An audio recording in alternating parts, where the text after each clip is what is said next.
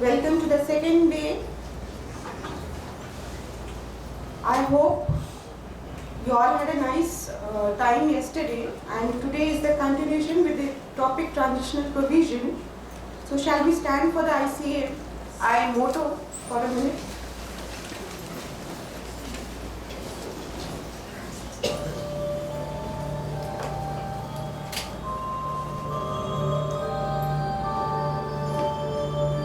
Yaesha Sukteshu Jagrati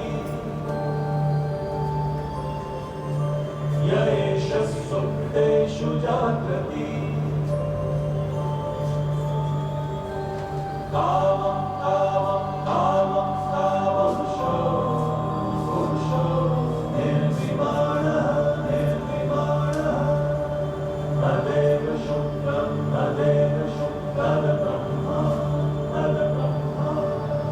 Adeva Mritamutchate Asmin Lokaha Shetaha Sarve Tanuna Sarve Kashjana Yatitashjan Etat Vaita Etat Vaita Etat Vaita Etat Vaita Etat Vaita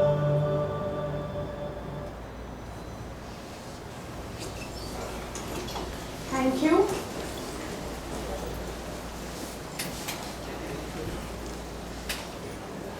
In today's workshop, we are going to cover two topics: assessment and scrutiny in GST and transitional provision. First, we are going to introduce our speaker, CA Tarun Kumar Gupta. He is going to take up the topic transitional provision. He is a fellow chartered member, a fellow company secretary, and an MBA with a major in business management. He has over 16 years of professional experience in field of finance, financial management, and taxation.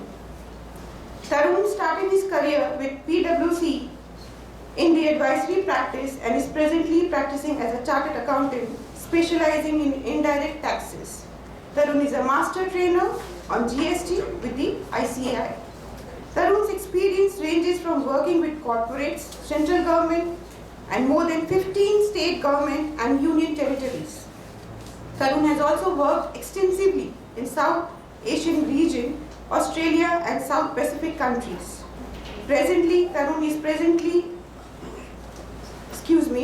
Tarun presently is advising a number of clients on their transition to GST. Let us welcome the speaker, Mr. Tarun Gupta.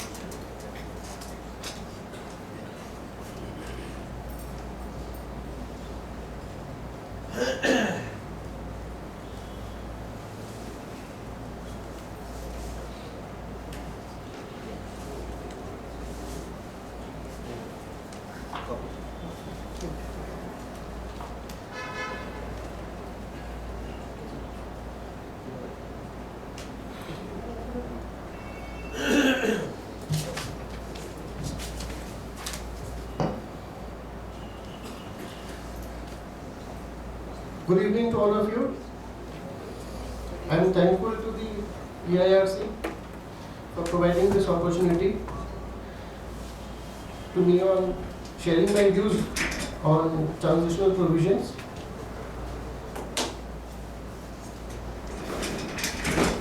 Chairman of the institute is sitting over there. I am Huh? normal audience today. Normal audience today. Okay, my co-speaker, Mr. Puneet Agarwal, I think is on his way, so he will be joining us in some time.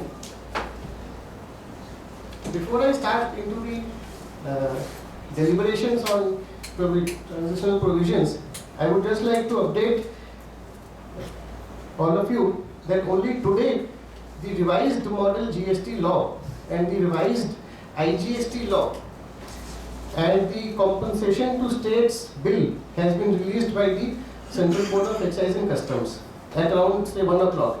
It officially came on the website. Although on the WhatsApp groups we have been getting some leaked versions of the revised law, but we all did not take cognizance of that, and only today after it was released I could get some 2-3 hours to update my presentation, because the presentation that I had was based on the old model law, but because I had 2-3 hours I tried to map the old model law with what has come today, and I have also tried to reflect in my presentation the section numbers which were there in the old model GST law and what has come today in the new revised model law.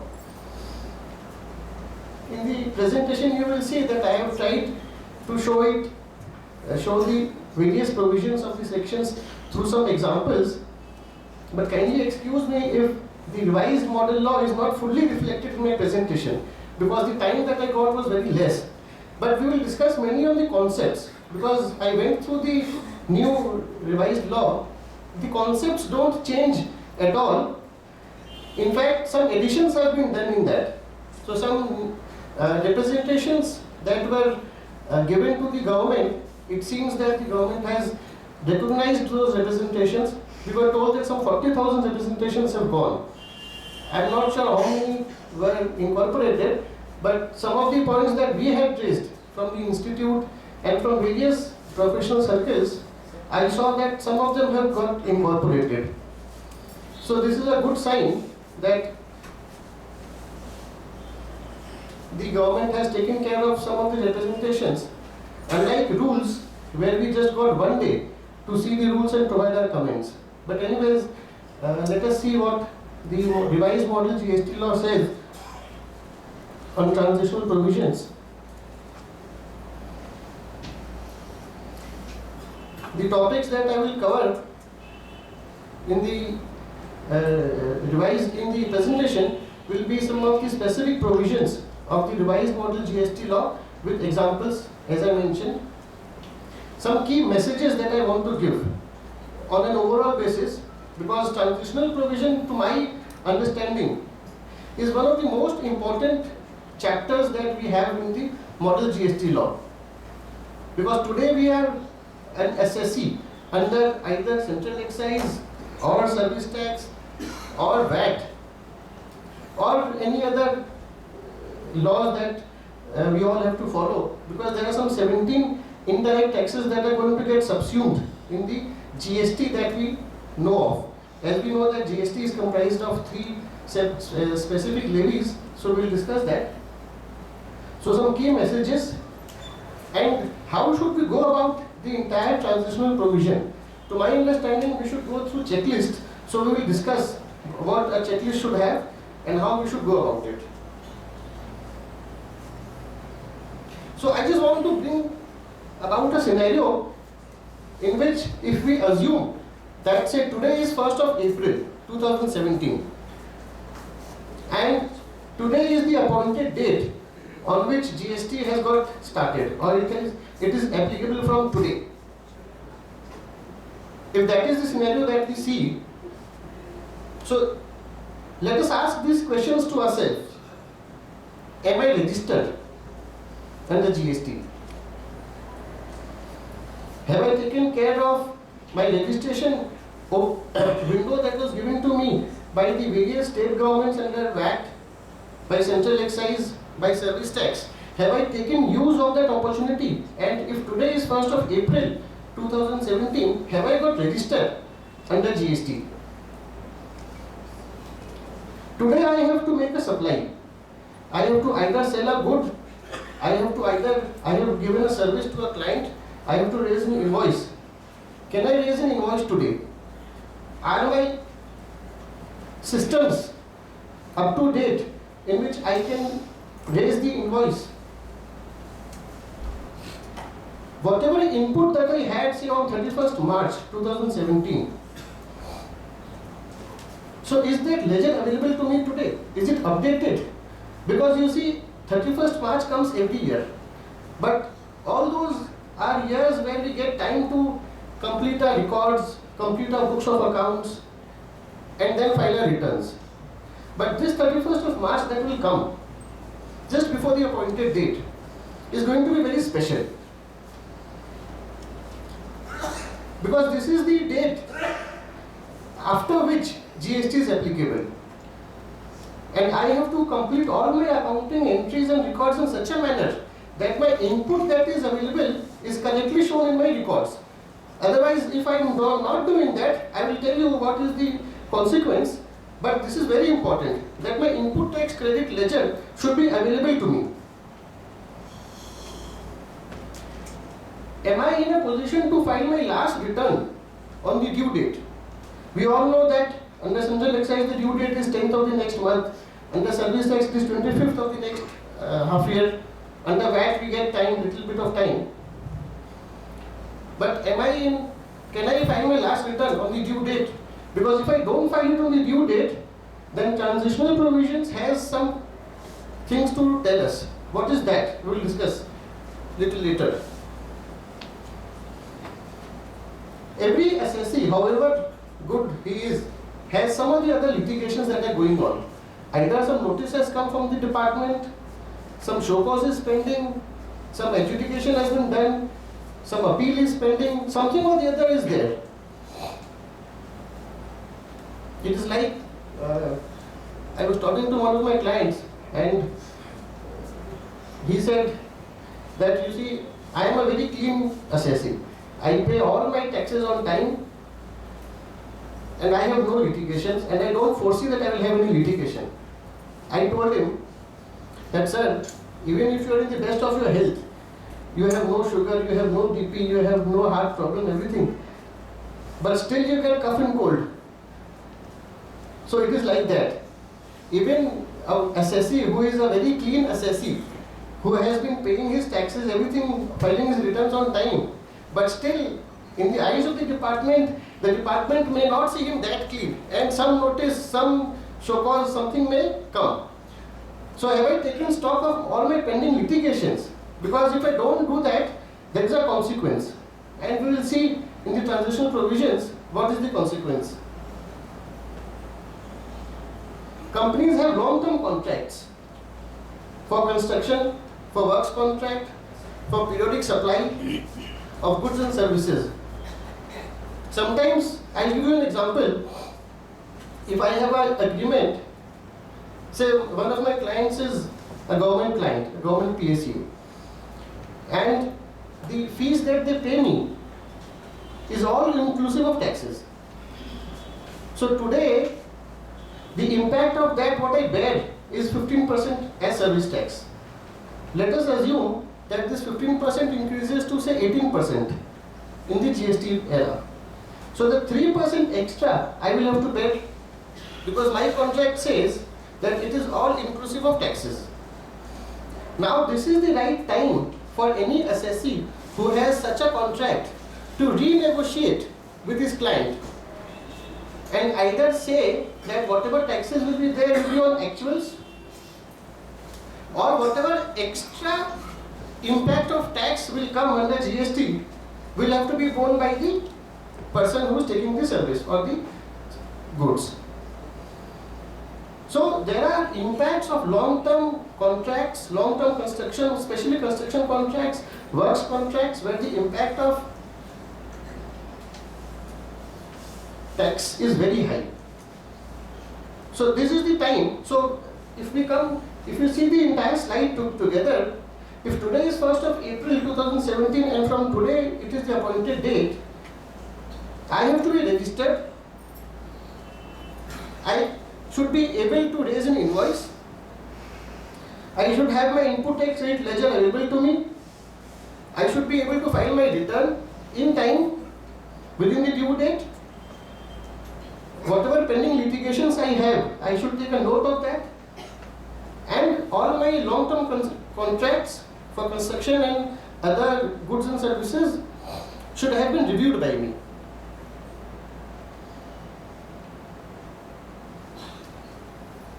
So just to bring the topic of GST, I am sure this would have been covered yesterday. Central excise, service tax, VAT, entry tax, luxury tax. There are some 17 taxes that are going to be subsumed from 1st of April 2017 and will become GST. Now let us break GST into three. Yesterday you would have seen it. It is called CGST, SGST and IGST. We know that some rates have been decided by the all-powerful GST Council of 5%, 12%, 18%, 28%. In addition, we will have a zero-rated category or exempt and 28% with cess for some items. So overall, we will have 6 rates across these 3 types of levies. We were discussing with our fellow faculties and other speakers who come and discusses all of these.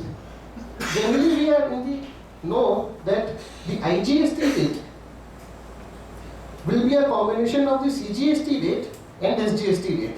So if today 18% is the standard rate for GST for say a particular item, 9% should be CGST rate and 9% should be SGST rate. But if you all have gone through the model GST law which was there, I am not sure what is there now because only today the revised one came out. All these rates are, so to say, can be fixed in a band of rate with a difference of 1 to 2%. So there is a possibility that the SGST rate for items may differ from state to state in the band of 1 to 2%. And then what will be the IGST rate if it is a summation of CGST and SGST? So that clarity was not there in the earlier law. We will have to see whether this clarity is there in the revised law.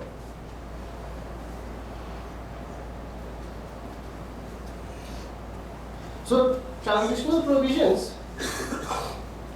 which is my chapter, which is my topic that I will cover today in the presentation, the revised model, that was model GST law that was released today. Earlier it was chapter 25. Now it is chapter 27 under the revised model GST law. CGST, there are total 33 sections in chapter 27. CGST covers 28 sections and SGST is covered in 27 sections because some sections are only for CGST and some only for SGST. So overall there are 33 sections, but CGST is 28 and SGST is 27. For the revised IGST law that was released today, the chapter remains same, chapter 10, and only one section is there for transitional provisions.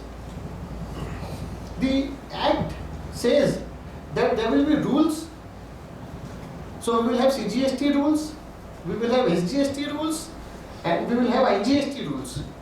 What we understand is that apart from the 5 rules that have been released, there will be model rules also, which the states, specifically for SGST, the states may follow. Then apart from these rules, we will also have orders, notifications, circulars. We all are seeing that after the demonetization, every day the government is changing the limits and the rules and the criteria. So in these 15 days, we would have got some 50 rules or 50 notifications from the RBI. So we can well imagine that under GST, when it starts getting implemented, how many notifications will come and in what frequency. So office orders, trade notices. So basically we will have lots of documents to refer. We will have the acts, we will have the rules, we will have the office orders, notifications, circulars, clarifications, trade notices, and many more. So as a professional, we will have to take care of all of them and understand all of them together. That what actually is the provision.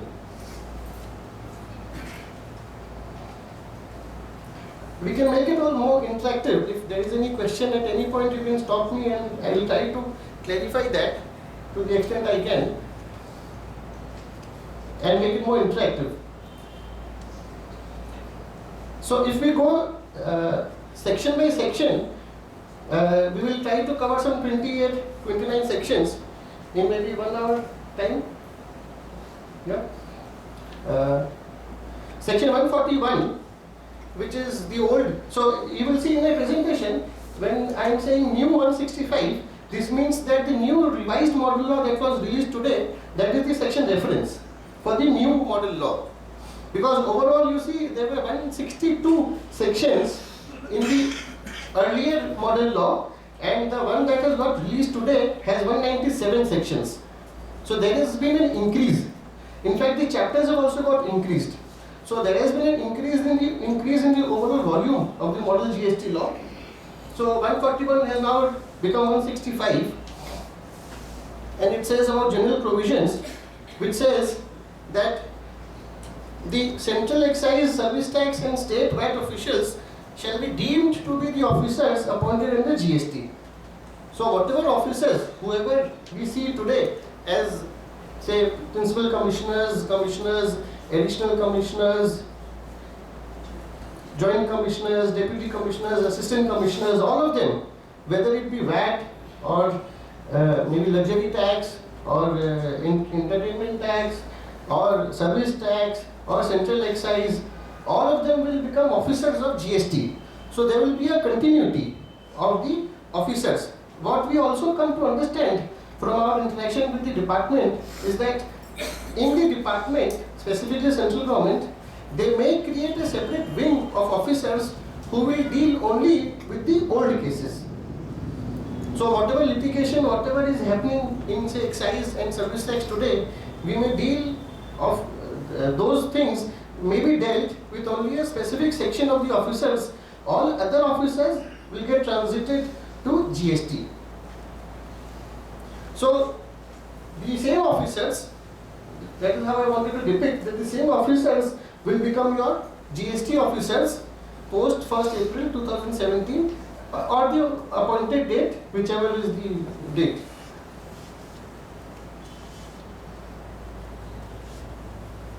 Section 142, the new 166, Section 166, migration of existing taxpayers to GST. I think this is the first exercise that all of us as assessees we have to do. And a detailed schedule has been released by the GSTN. State-wise transition of assessees under VAT has been released.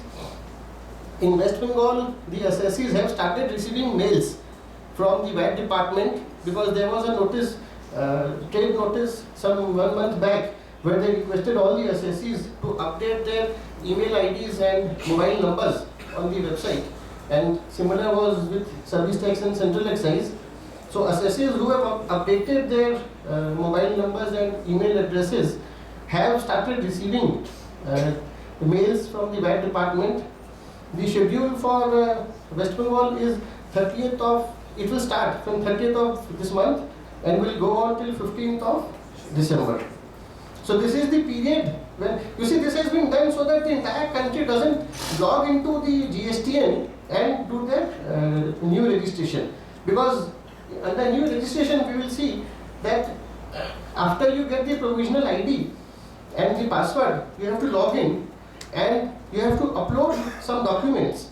The photograph, the address proof, the bank details, bank statement copy, the authorization letter copy, partnership deed if it's a partnership, or registration certificate if it's any other form of entity. So all these documents have to be uploaded on the website. So that the entire country doesn't log into the GST and at the same time a schedule has been given.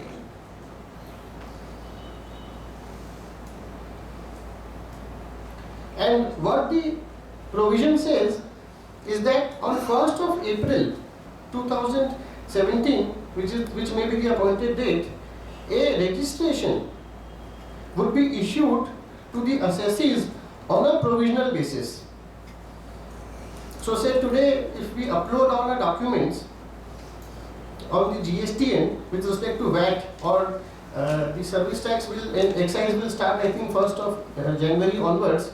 So once that all is done, it will be at the back end, the GSTN will do their checking and evaluation and everything. But from first, and say let us assume that they don't reply to us within before the 31st March of what is the problem in registration or whether the details are complete or not. On 1st of April 2017, a registration will be provided to us on a provisional basis. Now all of you may be aware of the 15-digit code that has been issued. The first two is the state code, then there is the PAN number, then there is an assessee number, then there is a check digit. So 15-digit code will be issued to all the assessees on a provisional basis, and this certificate shall be valid for 6 months or as may be extended by the government. As we discussed, the assessee who is granted registration on a provisional basis shall have to furnish information to registration certificate to get a registration certificate on a final basis. And the provisional certificate may be cancelled if such information is not submitted, and the same is deemed, and the same will be deemed to have not been issued. So, if the registration certificate on a provisional basis is issued on 1st of April, and the documents that are required to be submitted are not submitted, so on 1st of April it will be deemed to not have been issued. So the assessee will be in default from 1st of April itself. Yeah, can I ask here? If it is cancelled subsequently after 6 months, so suppose someone has sold goods up to 6 months, and within the chain it goes to a longer chain, the 1 or 2 are cancelled, then what will happen? The credit and all these things. Suppose if some bogus are entered into this chain and they go out after 6 months, is there any precaution that we have to take? You see, if the registration is cancelled, then all the related benefits of input credit and all will be gone. Yeah, it's all right, gone, but that person has already sold something. So the credit has been moved to chain, whole of the chain. So how the remedy will be there to the end and in between? I think because this is the transitional provision and this will affect only one time. So if say, let us assume that if credit has if you are flowed, saying that cancellation is there without any that reverting back, the department will go to the person and ask why you have taken the registration. Instead of that, you are saying it deemed to be cancelled. So what I assume is that if, because you are saying that the credit has flowed from one assessee to the other, it's a chain, and in 6 months people could have taken benefit of the input credit. But say once it is cancelled, so it will get deducted from all the assessees say who have taken benefit of that assessee. So say X, all of them will be affected, and the liability for all of them will increase because now the input tax has gone out of the system. So what I assume is that in the annual return that will be filed at the end of the financial year, the overall tax liability of that assessee who has taken benefit will increase. So it is a problem for both of them. The person who is registration has got cancelled. There is no remedy. Once wrong will be affected to another right person. Yeah, so then the person whose registration has got cancelled, he will have to again get into the system of re-registering and take registration and then make his data live, and then maybe the input which has been transferred will get live again. Maybe that is the system. I don't know. We will have to see in GSTN how it will be affected. That once a registration is cancelled, but as a logic, what I am saying is that whoever has taken benefit of that input tax, he will have to suffer. So it's a suffering for both the person whose registration has got cancelled plus the people who have taken benefit of input of that person. So it is a two-way problem, I think.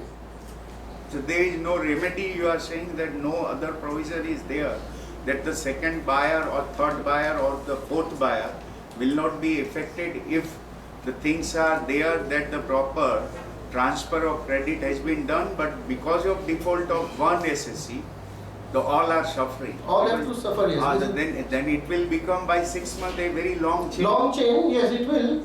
But in the annual return, it will get reflected, and the tax liability of all will increase, I think. Because if a person is not registered at all, he is not eligible to raise an invoice, tax invoice, and is not eligible to pass on the input. So they are giving the provisional registration. So to utilize some credit, say of March 31st, 2017 credit, if someone intending to just absorb the credit and get out of the system, then what will happen? That's why I am asking, is there any provision which save the other SSC? I don't think there is any, at least in the model GST law there was, in the old one there was none. Maybe in the revised, there, I am not sure. Maybe in the registration chapter when it will get covered in this 4-day workshop, this can be discussed further. But as of now, I don't think there is any relief to the people who have taken credit.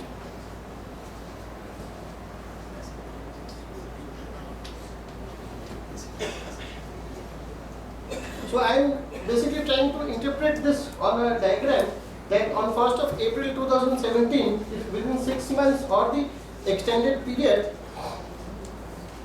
multiple registrations of excise, say for an example, for assessee who is registered in both, in maybe in excise, in service tax, in VAT. So multiple registrations will become registrations under CGST, SGST and IGST, based on the information that is supposed to be provided. And if it is not provided, as we saw, that it is liable to be cancelled.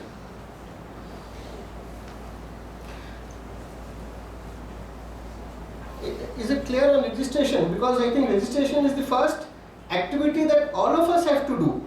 Whether we are service tax assessees, VAT assessees, excise assessees, all of us have to go through this registration process. And it is advisable that you utilize the window that has been given specifically for each of the class of assessees before 31st March. Because this is the time when we also have time to give our information. The department also has time to check our information, so that as soon as 31st March finishes, we have our GST registrations in hand.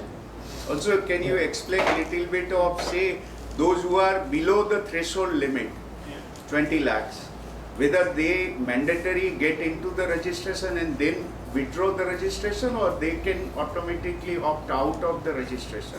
Number one. Number two, if this is the 20 lakhs limit, is like year to year, or once you are registered you have to carry on if next year your turnover falls below 20 lakhs, whether that registration continues, or you can come out of GST, then get into again, come out like service tax? See, on the first question, that whether if I am, say, let us assume I am a assessee which has a turnover of 15 lakhs. So today I am registered under service tax. But under the proposed GST, my proposed exemption limit is say 20 lakhs. Right. So I am not supposed to get registered because I want to avail the exemption that is there in GST. But what will happen is automatically I will get a registration number on a provisional basis. So I have a GST registration. So then I have to apply to the department and say that you please cancel my registration because I want to avail this 20 lakh limit benefit. Because it is an optional benefit, you may not avail also. You may want to charge and pass on the tax credit to the your supplier or to your customer. So you have to apply to the department and say that I want to avail this benefit of 20 lakhs. So please cancel.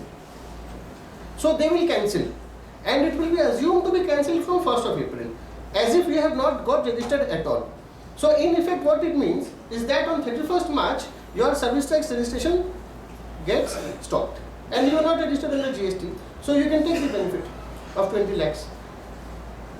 Am I clear on this? Because you will get Invoice has been already issued. Yes, now I am on a 10 lakh provision. So inclusive of service tax I have issued. Then after I am going for cancellation. So invoice I cannot issue, or if I issue, there will be my penal provisions. No, you issue invoice under GST without GST. Without GST, because you want to avail that 20 lakh benefit. If you don't want to avail, then you start with GST. But you can't start invoicing with GST and then apply for taking exemption. That you can't do. So you start issuing invoices without GST and apply that I want to avail the 20 lakh benefit. Please cancel my old registration, and it will be cancelled from 1st of April. And this is year to year. Yeah. So you see, this question in the model, old model, this was not clear, because we also discussed internally. So in service tax, this 10 lakh limit is linked to my previous year's turnover. In VAT, it is linked to my current year's turnover. But in GST, this 20 lakh is linked to what was not clear. So I am unable to answer that. I don't know if in the revised one that is issued today, if there is any clarity on that. Because we were still unclear that this 20 lakhs is of my current 14. That's why I am asking, if my 17 turnover is 50 lakhs and I am intending to say close the business or like that, I will not have the 17, 18 turnover 20 lakhs. So should I go for registration from 1st of April and start billing GST? Or if they say that it is a previous year turnover, then it will become 16, 17. I know, I understand the question, and I am So also there is no clarity I am still. also telling you my dilemma, because I am not able to answer this question specifically. No, because since they have given that you can opt for the provisional registration from say 30th and to 15th, so there must be some clarity. If somebody is going for provisional even, they don't intend, so why should they enter into the provisional also? I don't know if anyone of you have read the registration rules. Can anyone say about any clarity on that? Because I frankly have no clarity on this point. And this was discussed also within our faculty meetings that we have, and we are unable to find an answer. Or maybe the one that is released today may have an answer. Or are you having one on registration, a specific session? If there is a specific session on registration, then maybe that answer can be given by that faculty, because he may have read that in more detail. If a assessee is registered in VAT, service tax and sales tax as of today, should that person upload the documents in all the three this one? No, you see, if today, say I am an assessee and I am registered under central excise, I am registered under service tax and also VAT, I have a client. All of us will have such clients, Yeah. So we have to upload it only in one website, that is GSTN. So because VAT is the most proactive, so as to say, so they have released a provisional ID and a password. Now this is linked to our PAN. So assuming that I have an office only say in Calcutta, so based on the ID and password that I have received from VAT, I will upload my details, whatever document, and when a similar mail will come say from service tax, and when a similar mail will come say from excise, I will not take any action, because I have already taken action. Now it is up to GSTN to do all this mapping. That is the backend that they are doing. They have been doing this with Infosys, and PwC has been their consultants and advisors, and all this has been happening for the last many years. So for me, as I showed over here, I had multiple registrations, but now I will have one registration. One in the sense, I will still have three registrations, one under CGST and various SGSTs and IGST. I will still have various, for every state I will have to have three registration. But I am saying that I will be administered by the GST legislation, which is three legislation. And I will not have multiple registrations.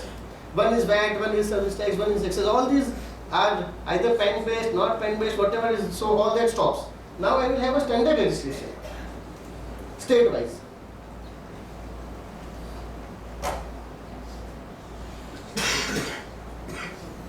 So registration is something that I think is very important, and the first activity that all of us have to do. Because all of us are, there is a proverb that says that all of us sell something to earn a living. Either we are selling services or we are selling goods. So if all of us are having a living, we are selling something. And if we are selling something And if we are in this room, I assume that all of us are above the exemption limit. So we are registered under either service tax, or our clients are registered under excise or VAT. So registration is something that is the first basic activity that all of us have to do. Next topic that has been covered under the model GST law is standard credit. Now what I learned from various mails that have come in the last 2 hours and WhatsApp messages, people who have been comparing the old model law with the new model law, and I have received some WhatsApp messages and emails for them, they are doing the comparison. What is coming out is that the input tax credit, the provisions have got liberalized. So earlier it was that something input that I have taken to make a taxable output, or some input that I have taken to make a taxable supply, only that will be entitled as an input tax credit. But it seems it has got liberalized. We'll have to see, we have to read that more closely to understand what is the change. But under transitional provision, what conceptually you see, under the GST, we will have 2 ledgers. One is called the electronic credit ledger, and the other is the electronic cash ledger. So whatever input we file as the last return, so whatever balance of input we file in the last return of, say, service tax or excise or VAT, will be transited as the opening balance under GST. So let me again tell this clearly. Whatever is my closing balance in my return, last return that I file. So for service tax, I will file the return on 25th of April. For excise, I will file the return on 10th of April. For VAT, I will file the return on 25th of end of the quarter. But today the regulation has come. It says within 3 months. So this extension that state governments keep giving will have to stop, I think, for the last quarter. So within 3 months, the return has to be filed for VAT. So whatever is the closing balance that I show in my last return will become the opening balance in my GST electronic credit ledger.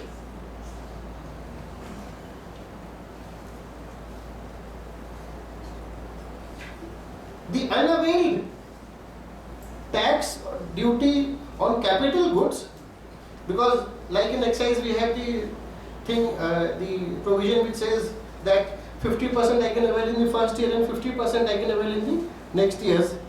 In SGST, in the state VAT laws, various states have various provisions. Like someone was telling me that in Uttarakhand there is a provision that when you buy a capital good, the VAT input, in the first year you can't avail anything. In the second, third year you can start availing. And similarly, all states will have their own specific VAT laws. So whatever is the unavailed capital good credit of tax or duty can also be carried forward in the electronic credit ledger under GST. So this unavailed credit, how this will be known to the department, sir? Because this is not getting reflected in the returns. Yeah, so that is correct. It is not getting reflected in the returns, but still the provision says that unavailed credit of duty or tax on capital goods not carried forward in the return. Because if it is carried forward, it is showing as closing balance. But if it is not carried forward in the return, under earlier laws, could be availed as credit under GST.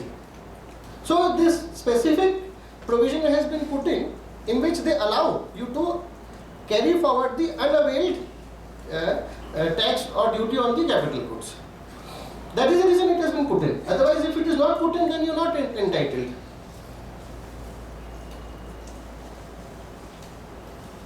And this is a provision which says, the third bullet, that you will be allowed the credit only if you have allowed in the earlier law and also allowed in the new law. Then only you can do the transition smoothly. If something was not allowed in the earlier law, you can't take it now. If something is not allowed in the new law, you can't take it because if it was allowed in the earlier, you can't take it. So on both sides, it has to be allowed. So something that is allowed in the earlier law will get transition smoothly to the new law under the electronic credit ledger. And if because of any mistake or because of any other reason, the credit that has been carried forward is found to be recoverable in terms of the proceedings initiated under earlier law, the same shall be treated as tax recoverable under GST. So something, say you had a credit balance of 1,000 rupees, which now has got under dispute, and the department says that no, you are entitled only to say 800 rupees. So 200 rupees you have to pay because your closing balance has got reduced. So this 200 rupees will be recovered from the assessee as it was, as that it is to be recovered under GST.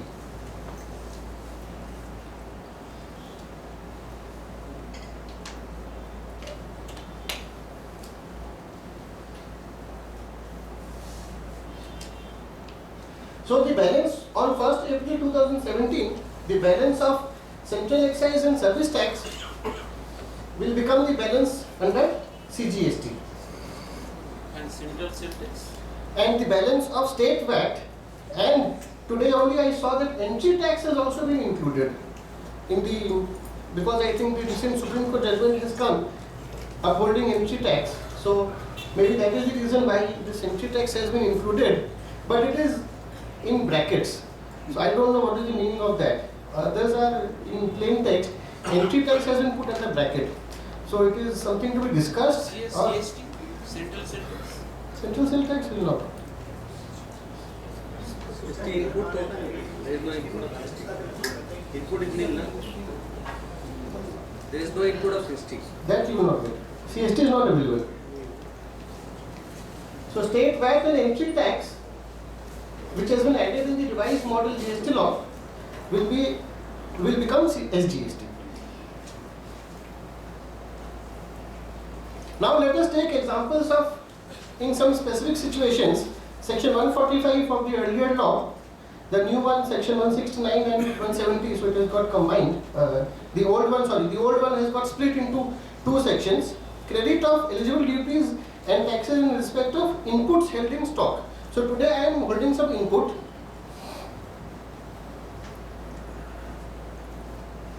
So a registered person who was not liable to be registered under the earlier law, or who was engaged in the manufacture of exempted goods. So in the current regime or in the earlier law, as it is said, I am manufacturing an exempted goods, or I am not registered. But say under GST, I have to take registration because the goods that I am producing now is not exempted. So I am moving from an exempted category to a taxable category.